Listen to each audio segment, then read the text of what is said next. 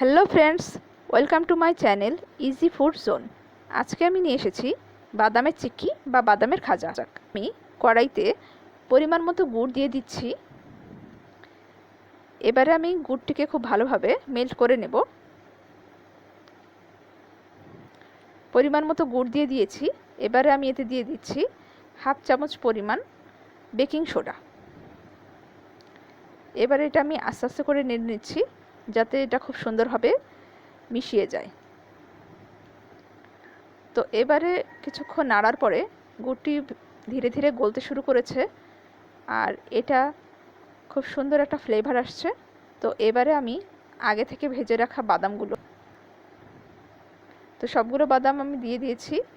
এবারে আমি খুব সুন্দর এটির সাথে মিক্সড করে নেব। তো এটা কিছুক্ষণ নাড়ার ফলে এভাবে মিক্সড আপ হয়ে যাবে। তো এটা হয়ে এসেছে। তো এই পর্যায়ে আমি বাদামের চিক্কিটাকে চুলা থেকে নামিয়ে নিচ্ছি। আমি একটা প্লেটে এরকম একটা কাগজ দিয়ে দিয়েছি যাতে এটা তলে লেগে না যায়। এবারে আমি বাদামের খাজাগুলোকে এই প্লেটে সুন্দরভাবে ঢেলে নিচ্ছি আর এটা সমান করে দিচ্ছি। তা এটা ঠান্ডা হয়ে গেলে এটা আমি পরিবেশন করব।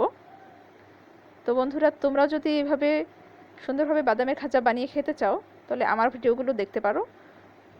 আরও নতুন ভিডিও পেতে চাইলে আমার চ্যানেলকে সাবস্ক্রাইব করে আমার পাশেই থাকো। তো এবারে এটা হয়ে গেছে আর ঠান্ডা হয়ে এসেছে। তো এটা এবার আমি পরিবেশন করছি।